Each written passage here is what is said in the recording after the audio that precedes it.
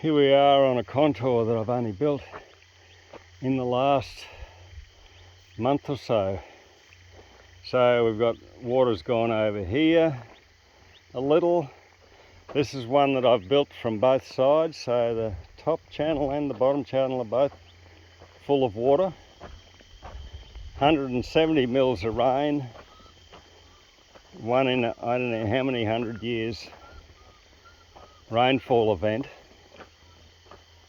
But this bank with no vegetation on it has kicked ass, as they say. It's done the job. So just ahead of me here, there's another sign of water going over the top, and you can see here the debris from the high water mark, and this is where the water's spilled over a little. You know, I should have my shovel with me to make the corrections, but that hasn't happened. You know, once this bank's vegetated, those little spillovers are not going to be a problem. But yeah, there's a high water mark right along here near the top of the bank, so that has really slowed some water up. And this is coming up to the end of it here, and we kind of run into a whole incised gully system which I've got on my agenda to work with later on and create ponds in it. It doesn't warrant too much work at this stage because I've got bigger bears to slay. I've got way more country that I can create chain of ponds in the old soil con drains and pick up a lot more country, get the water into a lot more country than I can do if I work with just this one incised gully. It'll come last in the program probably. The work in progress here, so I've surveyed this contour and built it, but I've got this spot here that I required an excavator to build a pond. As I said, a work in progress. So this is some really light forest country that gets spewy with a lot of rat's tail grass on it. So I've come up here. My mission up here is to get water back into this country. This contour is working bloody awesomely. Again, it's a contour that I've built from both sides and in the last month, so obviously it hasn't got any vegetation on it at all. This is probably the first water it's had into it. We've got a bit of a break in it there, easily fixed. But yeah, this is my idea with this, is to get water back into this country. And what I've done here also is I've done some ripping. I've got another contour further up there, and I've ripped between the contours. I didn't go on rip on the bottom side of this contour because of all the trees, but I've got most of the top side, and the next one I've ripped on both sides of it. But my idea is with rat's tail grass, African love grass, creeping bluegrass, buffel grass, you name it, our super monocultural grasses, they basically do three things. They lock up calcium. Now calcium's the truck that picks up all the other minerals in the journey with, you know, biochemical sequence. They lock up nitrogen and they lock up water. So my plan here is to get water back into this with the contours and with the ripping, and then I will use my biodynamic Australian environmental activator up here fairly intensively. So start putting the fertility inputs that will change the nature of it. And then with the water, we'll start to get a species shift. So that's the plan here, the great experiment. Here's the next bank up in this contouring of this really light forest country with the rat's tail grass on it. And again, you can see I've got water both sides of the bank, having built it from both sides. 170mm rainfall event. Another little spill over here. Nothing big though, considering there's no vegetation on the bank. It's done pretty damn well. This will give you an idea of the magnitude of the rat's tail in this country. Yeah. Since I've been here and I've been managing this a little bit more, I've got some other species coming in, but the rat's tail is still quite dominant. And I'm trying to shift that. I've no plan to get rid of the rat's tail. I believe it has a role in the landscape, but I just want to remove the competitive advantage. I want to change the conditions so it doesn't want to just grow rat's tail and next to nothing else. So yeah, I'm impressed with these banks and the water that's here. And like with that rainfall event, geez, when these are vegetated, they're going to be magic. Like with that rainfall event, you'd expect maximum damage up here. But no, it's stood up to it really well. Again, when we get to the end of this bank, up here, I've kind of finished building here because I've run into another little bit of a head wall cut that's gone back there.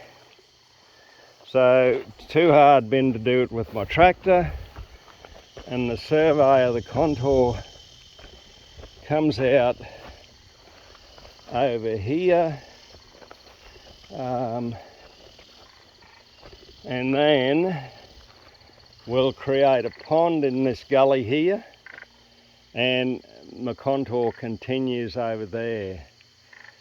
And again, close to the gully, we'll do a bit of work with the excavator because there's a few whoopsie-doos, ups and downs there that my back blade on the tractor didn't deal with.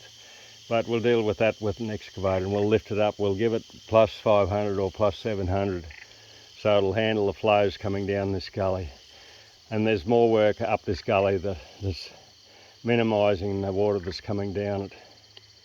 This bank's only been built from the one side, and I reckon the ones I'm doing from both sides, I'm getting a way better bank. But this one here, we've got a spill there, but this is going into there's a major head wall cut in this incised gully, and so yeah, we've built a pond here with an excavator. But again, I'm having lessons 101 in building ponds and how the bank is built, because this one, as with the other two that I've videoed, this one is, yeah, it's gone through the guts of it. It's just opened it up and let it go. But that's all right. As you can see, it's pretty obvious that the bank is low. And I didn't come here after the excavator or when the excavator was working here to check the levels, but I reckon the levels are pretty much, the top of this bank is lower than datum.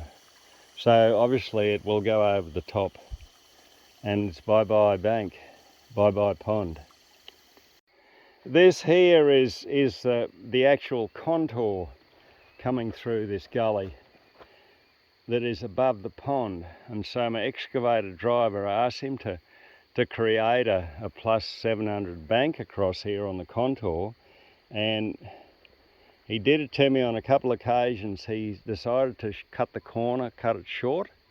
I believe that if we'd built this bank around where this contour is, it wouldn't have taken as much earth to get it up plus 700, but also because of the shape of it, it would have tended to send the water left and right into the contour, not to concentrate it in the middle like it has on this bank where it's breached the bank. So yeah, that's just a little observation on, you know, maybe building the thing and instructing my driver that when I say build a contour, build a pond, stick with the contour lines, stick with datum and build up from that. This is our next contour, which is above that pond that blew out. Again, built from both sides, nice bank, water sitting in both channels, soaking in. It's been over the top of the bank there, been over the top of the bank here. There's been a lot of water come in here. You wouldn't think there'd be much water come off this country, but when you look out here, we're dealing with country next door to us. That's the boundary fence here. We're dealing with country next door to us that is grazed to within an inch of its life. The grass is perpetually short, so there's no root systems. So all of that country is just like a corrugated iron roof. It sheds bucket loads of water. And so when we work in here, we've got to allow for that. We've got to allow for that. We're getting a lot of fertility and a lot of water coming in, so we need to build the structures so that it'll handle it. I'm impressed with these contours. Like, that's 170 mils. That's a lot of water coming into the paddock, and these contours by and large have handled it nicely. My failures have been the ponds, and I think it's just a thing of lesson 101 in how to build ponds. This is awesome.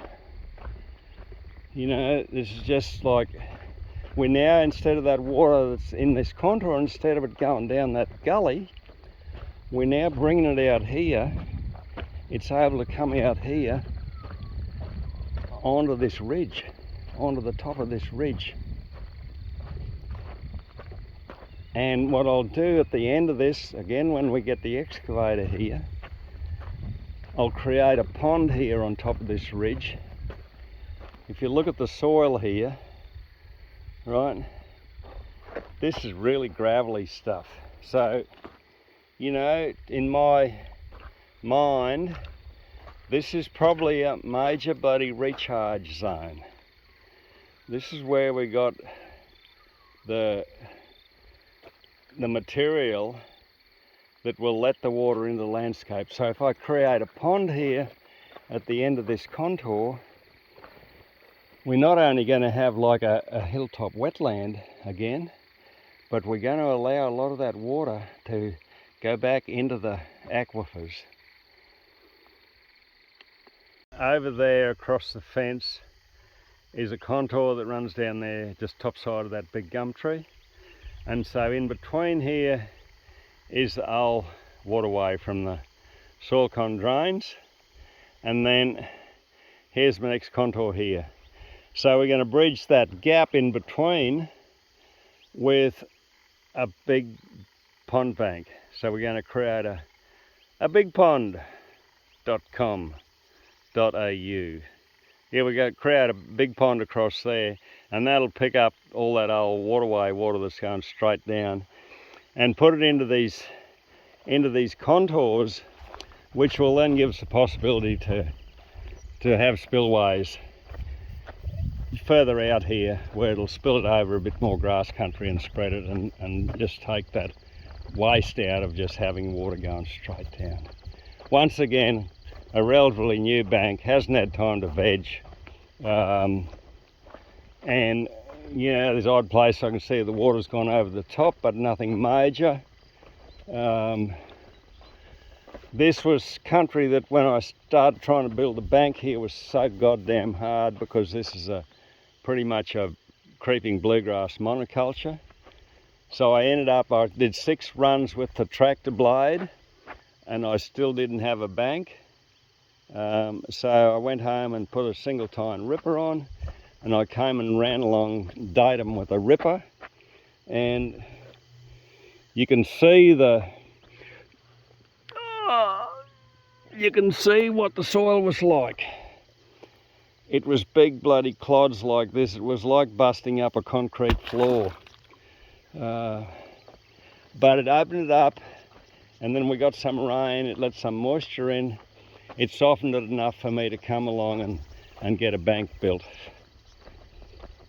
And this bank, when we get up here, has got a gap in it because I've got a reticulated water polypipe going downhill here. And rather than destroy the pipe, I thought I'll just leave it. When I've got the excavator here, I'll join the contours up with the excavator, and we won't have to mess with the pipe then. So we'll build a bank down below here, and then connect it back up to either end of these banks. But this has just really exceeded my expectations with these contours and the water they're picking up. And you know, right here next to me is an old soil con drain, and then further up there's another one, and then further up there's another one, and then further up there's another one. The top one I've actually done chain of ponds work to. Some of these are so full of silt they're not worth messing with. But I decided to just go in, put contour in, do the cheap option, put a contour in, see what happens. And so where we've had spillovers happen, but I can come and top them up, patch up the weaknesses, and once it's vegetated, it'll be bulletproof. And this contour, there's water running in this top one here at the moment. And I'm hoping again here in this bluegrass, creeping bluegrass monoculture, to get the water back in this landscape, use my biodynamic Australian environmental activator to give it a kick along in the fertility line, and I'm hoping we can shift this monoculture by changing the conditions. Get the water in and then watch the plant diversity start to build. Bye-bye. Here's a more recent contour, same time frame as all the other ones. I've got no veg on them. This one I built only from the one side. Right next to it here, where all the gum trees are, is an old soil con drain. And I'm looking at some of these old soil con drains, and they're really silted up, and I'm going like, just forget them, build a contour. So that's what I've done here. I've put the contour in, and it's holding nicely. It's got so much water sitting in it.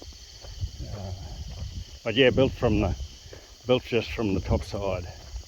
No bottom side work here. Still got water running into it here from upstream there. And again, there's another old soil con drain there. And you know, they're just a blight on the landscape, really. And here we got this 30 centimetre high bank built with a angle and tilt blade on the 3-point linkage of a 60 horsepower, mighty 60 horsepower Zetor front wheel assist tractor that's, God, it's so ancient, it's unbelievable, but it does the job.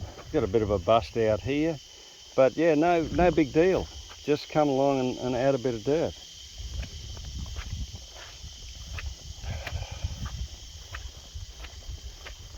And yeah, as we go up here, it runs into